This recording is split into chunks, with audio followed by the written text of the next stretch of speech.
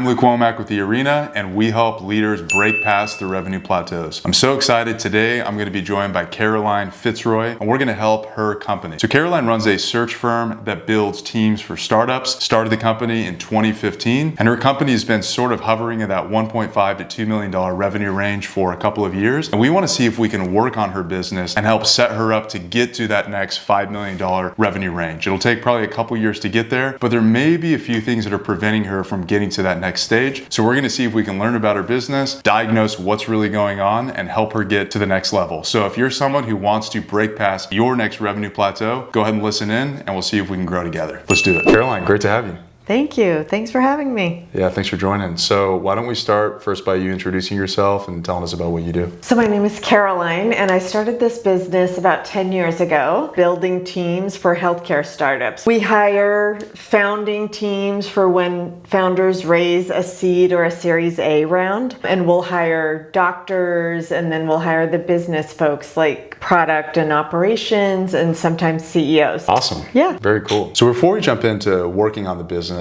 I'd like to just get a little bit of context. So I'm going to ask you a couple questions just to understand sort of where the business is at today. So first question, you're just alluding to it, is what's sort of your dream for the company? And that might have taken a few years to develop, but what do you feel like your vision or your dream is? I would say I can give you the dream in the next year. From a financial perspective, like I'd like to double our revenue. Like we've been hovering around 1.5 and for the past few years. So I think it's a little bit being stuck. And I'd like to take everything that I've learned, because now I've been doing this for a long time, and become a thought leader in this space, because it's a personal passion. It's a long journey in health and wellness. So I would say me personally, that's what I would like. And then for the company, I would like to stay boutique and very niche, but I would like to grow our revenue. So Caroline, how did this journey begin for you? So I'll give you the short version because it's a long career. I started out as a recruiter, and I wanted to pursue a career change and like something in health and wellness and nutrition, because that was a personal passion. And then I discovered, like through doing that, I went back to school, got my master's degree at NYU, that I was really good at recruiting. Like that became my job for the health department. And I think it was just, I didn't know another path existed, that there were entrepreneurs and mission-driven founders, and like that was more me than working for corporate America, like in a big, huge company. It didn't feel like me. So that's how it all got started. So who are you building this for? And we're building this for founders. Like I really love working with founders, like, and being the person or our team are the people who really are there to support them, to help them find the people to build their companies. So we take that really seriously. It comes with a lot of high pressure, but we enjoy the work, and I think we're doing it for them. And then ultimately they have the influence to change the healthcare system, to change our food system. So I think it's our part in making greater systems change. So it's sort of like influencing the influencers. Yes. Very cool. Okay, so if founders are who you are serving, what do you do for them? What do you do for founders? What's kind of your main offer for them? So we will find them the right person to help build their company at their current stage. So I think that is kind of layered, like how do you find the right person? Like I think that we're really great at research. It worked with so many founders that we have an understanding of the intrinsic skills that are necessary to build a company. So I think that helps, we can identify that quickly, and then we're willing to spend the time. It's not fast.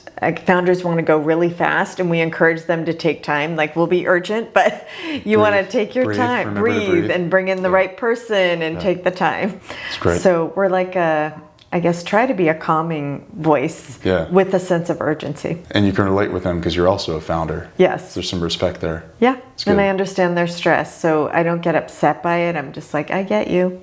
Good. So let's talk about the revenue engine a little bit. How does the company make money? So we work on a retained search basis. So that means if a company wants to run a search, they'll pay us a retainer up front, another midway through the search, and the last one at the close. So let's talk numbers. Let's go a little bit deeper. So talk to me about revenue for the last couple of years, and then I'd also love to hear about the team. So who's currently on the team? So I'd say for the past probably 3 years, let's say we've been kind of hovering up and down, like between 1 to 2 million, and it's probably for the past 5. So we haven't been able to break that threshold. I have some reasons why I think why. Like a big one of them is me. So I have 2 recruiters who work full time.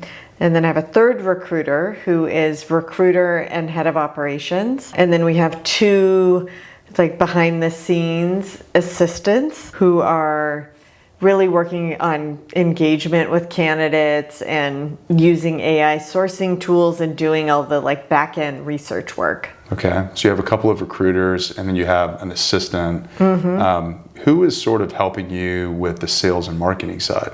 No one. So just me, and that admittedly goes to the bottom of the list. Interesting. Tell me more about that. So for you, why does sales and marketing go to the bottom of the list? It's not a good excuse, but it's time. Yeah. I'm prioritizing what's happening in the day, like my team and clients, and then I always work on like 3 to 5 searches. So those require like a lot of focus. And so it's time. Yeah. And then I push that to the bottom because we do get a lot of referrals and I've been counting on those, but I know we can't. I mean, it's good. It's word of mouth. And I just thought that's great. If we have word of mouth, that's enough growth. But then I've started to realize like we can't do more unless we like feed that engine too. Tell me, how are you spending your time? You just got to it a minute ago, but if you broke down like a normal work week, tell me what are the main things that you're doing? I would say like 60% of my time is spent working on searches, like meaning working with clients and working with someone to do the research. And then I'm still talking to candidates, which I think is important to do because we have to know the market. And then a big part of what we do is bringing back data and market intelligence to the founders. So I have to know what's going on. Like I can't remove myself totally. I can read and listen to podcasts, but most of what we learn is from talking to people. So that's 1. And then 2 is troubleshooting. Like there's always different things going on with clients and candidates. Like I would say it's sort of like running a restaurant. Like there's little things happening all day long about, people and this person dropped out or, so I'm doing that. And then I would say if I have time, probably the most number of like warm outreach that I've sent in a day is maybe like 5 emails. Gotcha. I'm just being honest, but no, it's fair. This is helpful. What do you feel like is stuck right now? What's your main constraint? You mentioned you've been stuck at 1.5 to 2 million, 1 to 2 million in that range. What's preventing you from getting to that next level if you had to guess? I think me not delegating and me not working with my team on different expectations, not putting time into sales and marketing. I think those are the big 3. How do you keep your team accountable to their roles? So we're meeting every week on Mondays to talk about roles, but I am meeting with them throughout the week. I think this is probably another area that I'm spending too much time because I'm involved in every search. So if I'm not running it, I know what's going on, I know who's in the search, and I'm asking them what's going on, or I'm stepping in and I'm sourcing candidates for them. So I don't have a system right now. We have a commitment to the client and I am holding them accountable, but I'm too involved to make sure that they get there. So your biggest constraint is you. Yes, exactly. By the way, that's super common. I mean, think about it. You start a company and at the beginning, it's just me. I do everything. And so there's no issue with you doing everything. In fact, if you don't do it, it won't get done. Yes. But at some point you have other team members there and you look up and you realize, oh, if I don't start to give them stuff, this organization never grows. And you realize like, oh, I'm actually the main constraint. And it's sobering because previously you weren't and now you are, and it sort of shifts overnight. And I think that really follows this maxim that is so true. What got you here won't get you there. Yes. And it sounds like you're experiencing that. What sort of got you here won't get you to the next stage. So last question, what do you know that you need to do, but maybe you haven't done yet? I think 1 is figuring out a different system for holding my team accountable. Like they work really hard, they get things done, but a structured way so that I can not be involved, but that they understand and they know how to update me. And then 2 is just having non-negotiable time to do sales and marketing, because I always will do something for a client instead of doing that. Okay, this is good. I'm starting to really understand where the company's at right now. So a couple of things in summary. It sounds like the company's stuck between 1 to 2 million in revenue, which, by the way, congratulations on getting there. Only 4% of companies ever exceed $1 million in revenue. Oh, I didn't know that. And that's for the companies that make it, right? Yeah. So of the companies that have made it, only 1 in 25 ever exceeds $1 million in revenue. So don't be too hard on yourself. You've made it into a pretty elite group. But I love that you still have growth ambitions. It sounds like you don't want the company to be massive. You don't want to grow this huge enterprise that loses its soul, right? You want to stay sort of nimble, boutique, want to grow a little bit, but really position yourself as a thought leader in the space, which after, a couple years of experience, right, you know what you're talking about here. So Yeah. it sounds like you want to move that direction, but currently you're a bit stuck. You're maybe the primary constraint because you're spending quite a bit of your time, it sounds like, in delivery. So you're personally helping with the recruiting, which is probably hard to take your hands up because you're probably pretty good at it at this point. Troubleshooting, helping your recruiters, and then maybe resisting the need to delegate a little bit. And on top of that, maybe not being clear enough with employees about expectations of them. Yes. And put all that together, and that's maybe sort of the formula that's preventing growth. Is that a fair summary? Yes. Okay. Yes. Well, I think I have a good idea of where we can go. So you want to dive in and start building? Yeah. Okay, so I love to dive in and just propose a few ideas that I have about how we get your business unstuck. So you mentioned your business has been stuck between 1 to 2 million, and would love to get past that $2 million sort of revenue threshold and see if in the next couple of years we could get you up to 5 million or so, which I think is very possible. So the first thing that came to mind right away as you were talking is lead generation. It really seems like you have a sort of non-existent lead gen approach. And I don't mean to sound insulting, but like, how cool is it your business got to 1 to 2 million in revenue just on referrals, right? So referrals is a great blessing, but it's a pretty poor strategy only because you can't control it. Yes. So there's not a whole lot you can do to pull that lever of we need 10 more referrals today, right? You're sort of just waiting on other people. You obviously do great work, so you got a lot of referrals. But if we could figure out a way to sort of manufacture lead generation, you can pull that lever and X sort of produces Y. So let's talk about lead generation, which, by the way, comes out of the strategy slice of a healthy organization. The second thing I want to talk about is org chart. It sounded like there was a few gaps on your org chart, and I'd love to figure out what your org chart looks like, because that could parlay itself into a hiring plan. So let's figure out who's on the team, what are the gaps on the team, and how can we sort of shore up some of the gaps to free you up so that you can help grow the company from the top. And that fits obviously squarely inside of the team slice of organizational health. And then the third thing I want to talk about is accountability. So it sounds like you have a great team, and we want to figure out how can we keep them more accountable, specifically so they know exactly what their job looks like, what's expected of them, and so that it frees you up to just have clarity on what you can expect out of your team so that you can, again, elevate yourself in the business and do only the things that only you can do. So the accountability piece, I'm going to share a tool with you that comes directly out of this tools slice of a healthy organization. So we're gonna hit a strategy piece, a team piece, and a tools piece. Sound good? Sounds great. All right, first thing we're gonna do is we're gonna dive into lead gen. Okay, so what I'd like to do is introduce you to a tool called the Gen Stairway. And what this is going to do is sort of bust the myth that you need to do every lead gen strategy at the same time, which is overwhelming. If you're like, I gotta post on social, I gotta do paid ads, and I gotta do cold calling, and then I have to call my friends. It's like, where do I start? And a lot of organizations get stuck with lead gen because it's just overwhelming. There's so much information out there. Everyone sort of thinks the way they do lead gen is the best. And oftentimes there's one really good strategy for this stage of the business. So what I like about this model is it sort of stages out lead gen approaches so we can figure out what works best for your business. So the first step of the Gen Stairway is relationship.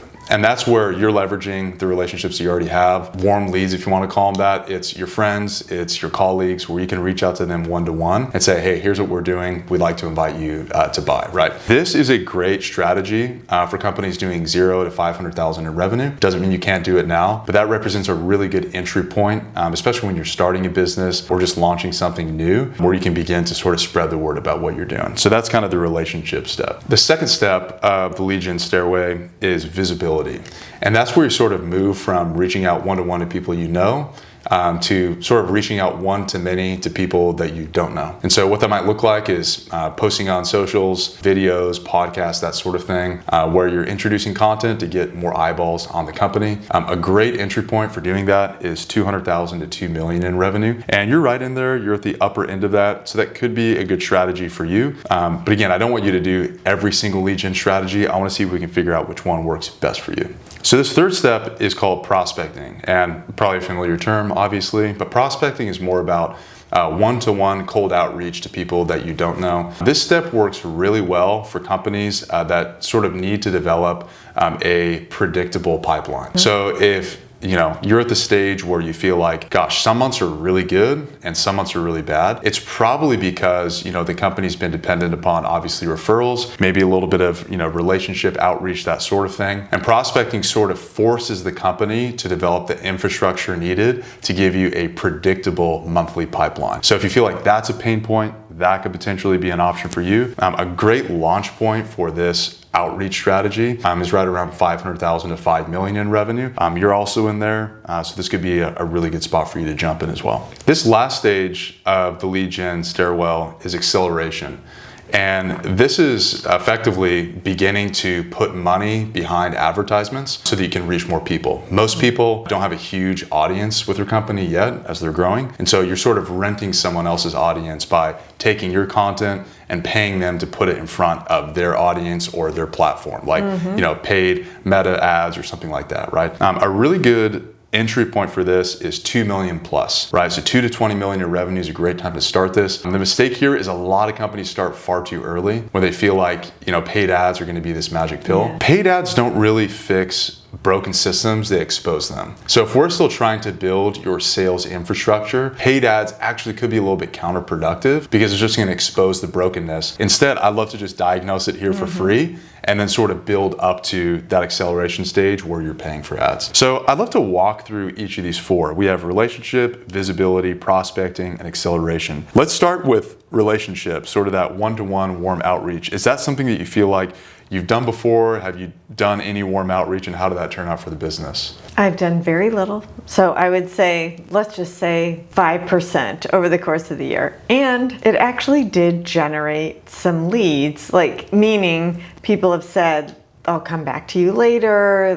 It possibly one or two resulted in a sale, but people responded. I would say 50% of people responded. Cool, awesome. Yeah. So relationship stage is all about building your sales spine. I know that may sound intense, but I think part of the beauty of the stage is it helps you learn how to sell your own company. My guess is that over the last 10 years, you've learned how to do that anyways. Yes. You sort of develop your sales spine, the confidence to talk about what you do pretty well. Yep. There may be a little bit of fruit here, but I'm guessing there might be something a little bit further up the lead gen stairwell that could even be a better fit if we were to just pick one strategy for you. Yeah. So the next strategy is visibility. And again, that's sort of one-to-many content that you're putting out there to get people's eyeballs on you. Is that something you've tried? And also, do you feel like that strategy could work for you in this stage? What are your thoughts on visibility? Very little. I've done a couple of podcasts. I put out a little bit of free content and almost no LinkedIn posts, so I can't tell if it's working. Gotcha. So this stage of visibility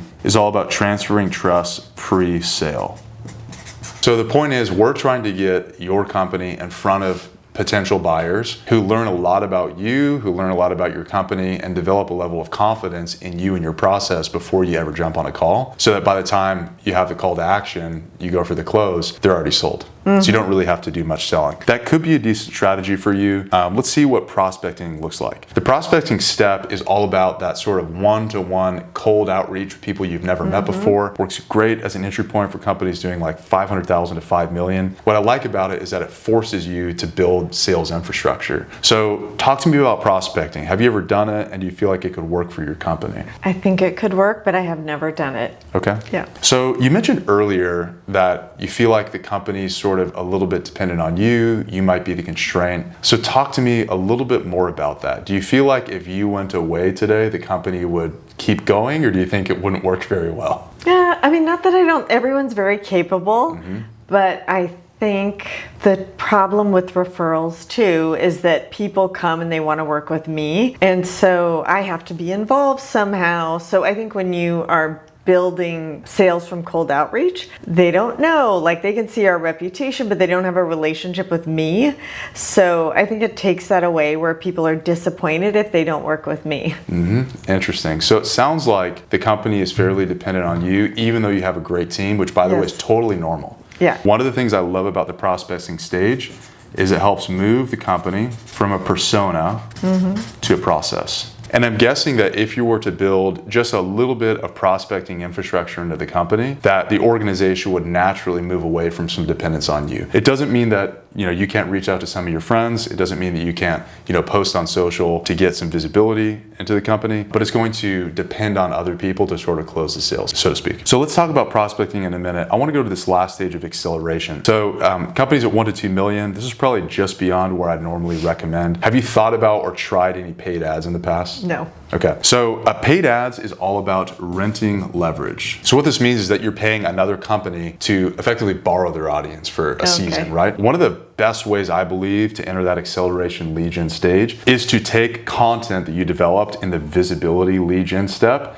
and actually put dollars behind it. So you're saying, hey, this content really worked on LinkedIn or Facebook. Yeah. Now let's start to pay those companies to advertise in front of a larger group. Because you haven't done much work in the visibility stage anyways, I especially would not recommend acceleration. So based on where you're at, 1 to 2 million in revenue, and the fact that you've depended mostly on referrals so far in the business, which again, incredible that you've gotten to where you are on mostly referrals. I think it could be a great time for you to leverage sort of a light prospecting strategy. Let me ask you this first. What is your target market? How would you define them or describe them? Say they're founders who have raised a seed or a Series A. So that's usually private sector space that's somewhere between like 5 and 20 million. And then it's about the same in the nonprofit too.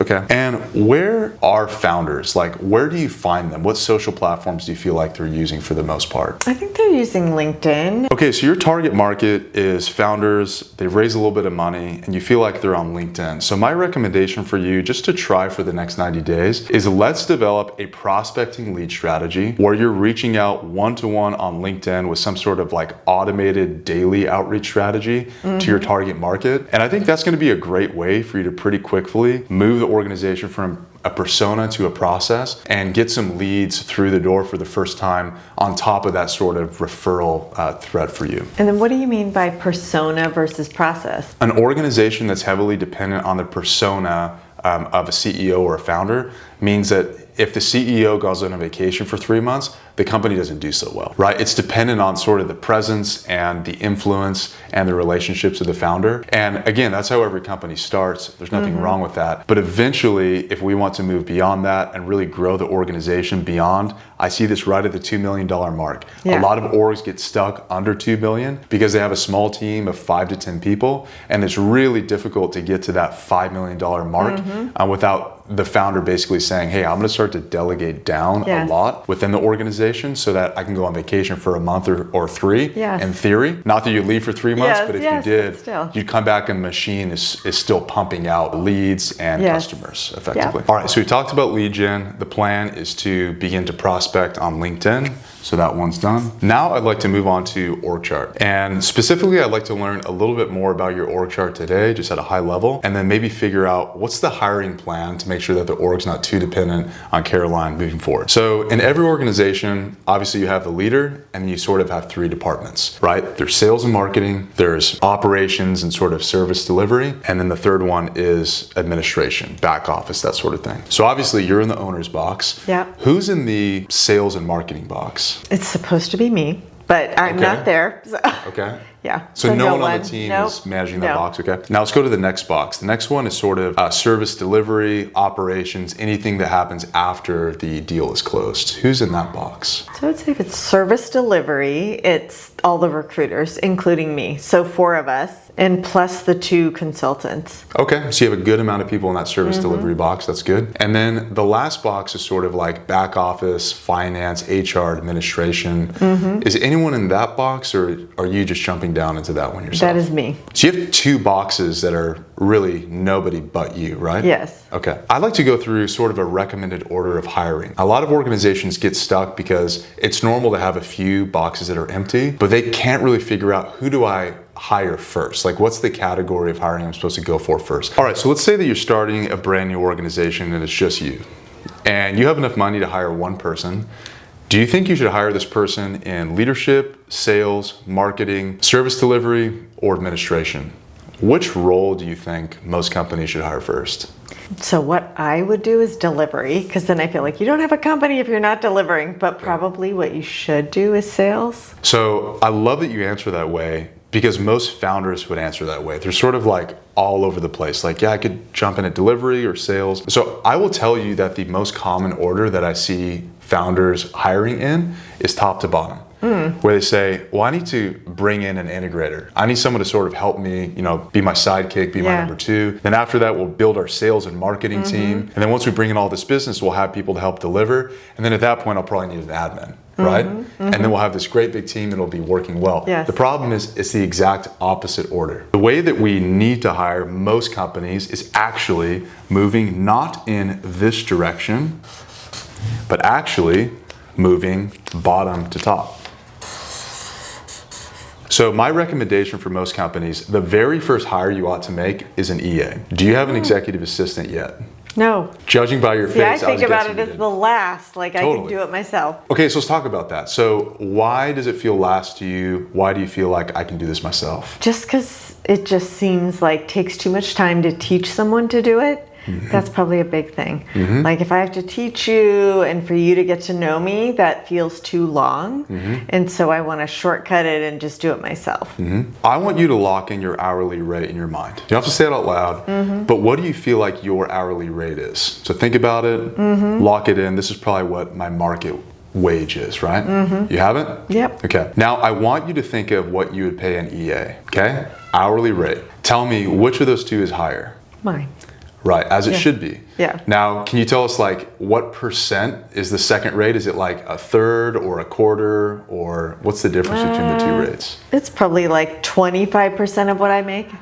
So you're saying that for 1/4 of my rate, I can hire someone to manage my email and manage my calendar? Is that right? Yes. So here's the deal. If you don't have an assistant, you are one. So what we're effectively doing by not hiring someone is you're doing work at 1/4 of your hourly rate. Which when you say it out loud, it sounds crazy. Yes. But guess what? That's what I did for years too, until I realized, oh my word, this is crazy. Like I could be doing higher level work that only I can do if I bring in an assistant to manage the two main things they take, which is your calendar and your email. They take those two things away, and then you can begin to do higher level work. So my first recommendation is to hire an EA, take over some of that lower level work so you can begin to do only the work that only you can do. You also mentioned that you have a whole lot of people in delivery, and we're talking about bringing in marketing. So I think we can sort of check the marketing and sales box externally for now, right? So let's bring in someone to do kind of like consultative work to help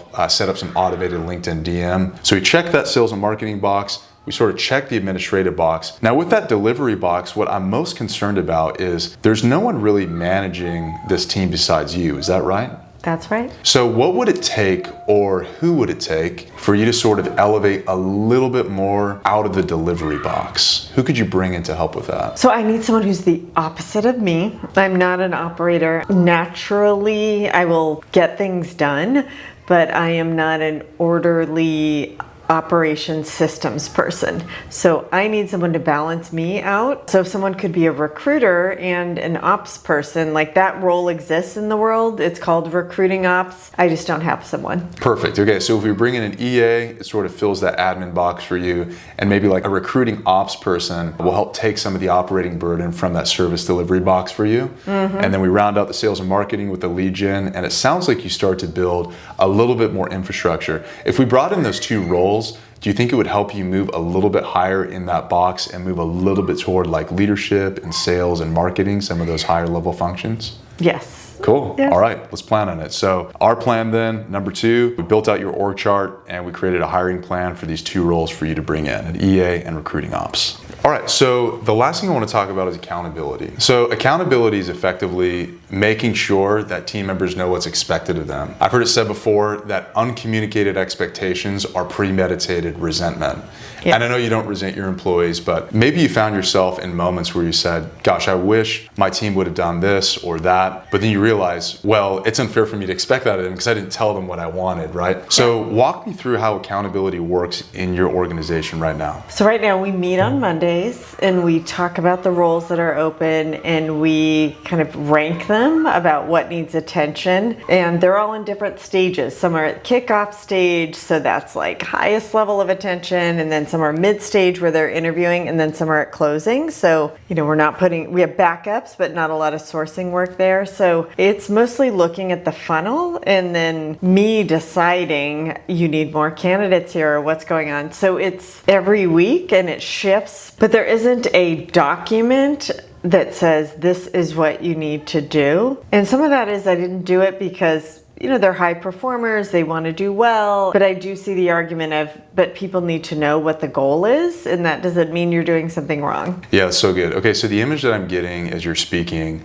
is you as a quarterback. Mm-hmm. So when you first started this company, you were on the field, you're throwing the football, and you're sort of passing to your team, that sort of thing. But at some point, it sort of becomes detrimental for the leader of the organization to be the quarterback because you're so involved in every play. Mm-hmm. And it sounds like play by play, you're sort of calling the shots with the team. Is that right? So what I'd like to do is introduce a tool to you that could help you move from quarterback to coach. Mm-hmm. So you can sort of move to the sidelines and watch your team operate, even hand off some of those quarterback duties to someone else. And then the organization isn't as dependent on you day to day for every single play. How does that feel when I say that? Does that sound good? That sounds good, and it makes sense. And then teams perform when they have a great coach, not a quarterback. That's right. You get a little bit of your life back too, right? A little bit more autonomy. So the tool that I'd like to introduce to you is called Scorecards. And what I'd like to outline is what is a scorecard, why do scorecards matter, and also how do I use scorecards. So what is a scorecard? A scorecard is a document that clarifies sort of the mission,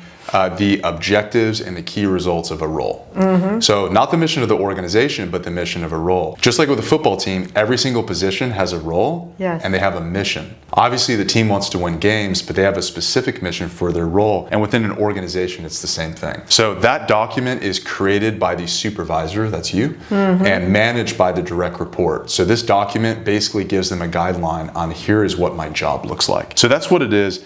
Here's why it matters. There's a great study that was done a couple of years ago by Gallup, and they try to figure out what are the elements that are most predictive of high performance for employees. And they looked at a lot of different factors, but you want to know the one that came out all the way at the top? Employees said the element that was most predictive of performance for them is that they know what's expected of them. So if employees don't know what's expected of them, the inverse of that is their performance is going to be low. Mm-hmm. But as soon as employees know this is exactly what's expected of me, their performance goes through the roof. And so what a scorecard does is it lets employees know here's exactly what's expected of your role, while still giving them freedom to do it the way that they want, but just giving them the guidelines. Yes. And I feel like that exists in startups a lot. We hire people. The hiring manager wants them to know what to do without telling them.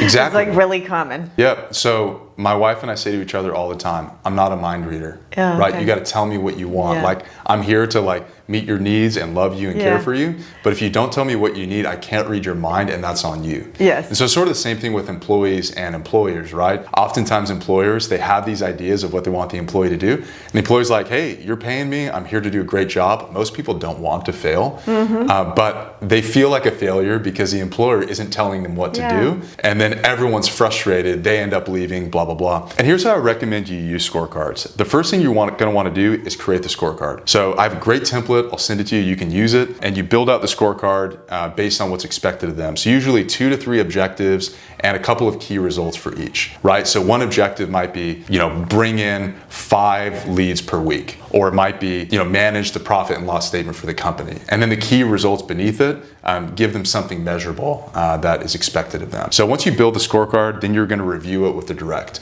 So you want to review with them. My recommendation is once per month. So once per month, you're sitting down with the direct report. They've managed it through the month, and you are going to ask them, how did you do this month? The rows are going to be the objectives and the key results. The The columns are going to be the months.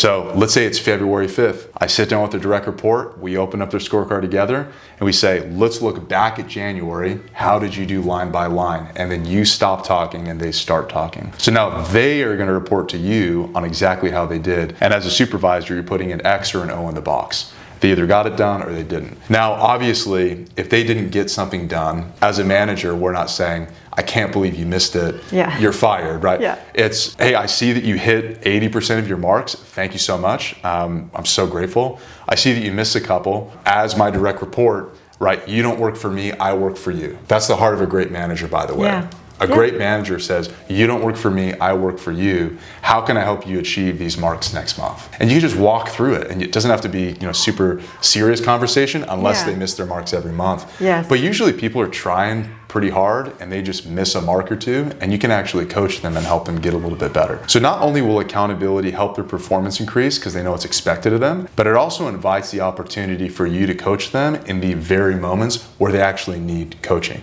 Yes. And this is one of the easiest ways to give you visibility into their role and help the organization grow by moving you up the org chart. So you're not descending down and doing other people's work, but everyone knows their lane, they know it's expected. You can sort of step onto the sidelines and coach and not have to quarterback every time. So do you think a tool like Scorecards could help give you some visibility and increase accountability in the org? Yes. And I think they would want it because I think they want me to step out because, again, I can't get away from the business being me. And then it allows them to build a following, them to build client relationships. So me being in there gets in the way of that. How does that feel? That feels good. Yeah. No, I don't want it to be all me. Yeah, good. I love the humility. I remember a couple of years ago, my wife and I had, one of our kids, and, for the first few kids, I didn't take any time off and I regretted it. I wish I would have taken a little more time off. So I think we had our third kid and I'm like, I'm gonna take a month off. And it sounded preposterous at the time and I was scared. Yeah. So I'm like, man, this company's not gonna do very well without me. They need me so bad. Yeah. And then I left for a month and guess what happened when I came back? It was great. They grew. Everything was working. And the team basically said to me, please don't break anything, right? We've worked so hard at building systems and scorecards and helping the team work. And once I left for a month and I came back and everything was working, it was a little sobering because I'm like, they don't need me. And I'm like, oh, wait a second. They don't need me. It's working. And that's one of the greatest indicators, I believe, of a healthy organization is that the CEO, the founder, can leave for a month. And when they come back, things are actually running just as they were, if not better. Yeah. So I believe that's one of the things that Scorecards is going to do for you is help the company continue to run and even run better in your absence or when you're just working on higher level things. Yes. Cool? Yeah.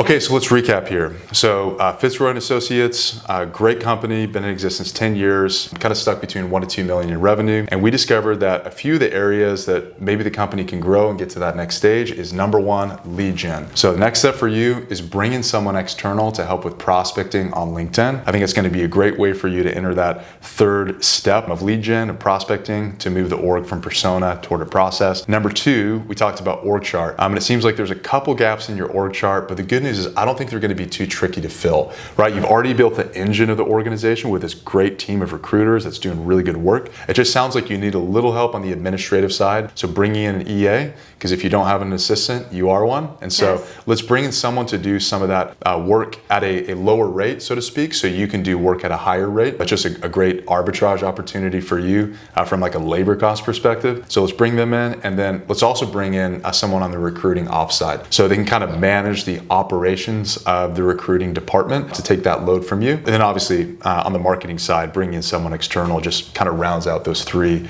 departments for you. So that's number two. And then number three is the accountability piece. The next step for you to increase accountability in the organization is just begin to use a tool, right? So often founders have super good intentions, but they just don't have the right tool. So it sounds like for you, a scorecard could be a really good tool for every single role in the organization to know exactly what's expected of them. And then you just meet with them once a month to make sure that they've done what's expected. And I think it's going to bring a lot of clarity. It's going to increase performance and obviously drive up accountability in the org. So focus on those over the next 90 days. That sounds like a lot, but I think you can actually get that done. Then I think you're going to be on a really good path to level up the org to get to that $5 million mark. How's that sound? That sounds great. Thank you so much. I love how you think. It's totally like the opposite of me. Like But in a good way. We're a good compliment. Yes. So Caroline, if someone wants to get a hold of Fitz-Roy and Associates, especially founders who are looking to grow and build their teams, what's the best way for them to do that? I think the best way is on LinkedIn, like my name, Caroline Fitz-Roy on LinkedIn, or our website is fitzroyandassociates.com, but probably the easiest way is LinkedIn. Awesome.